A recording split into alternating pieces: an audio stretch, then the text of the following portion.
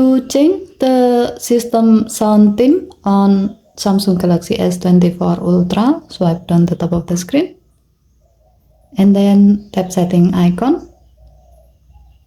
Scroll down the screen to find sound and vibration. Tap sound and vibration. Tap system sound. Next, tap system sound theme.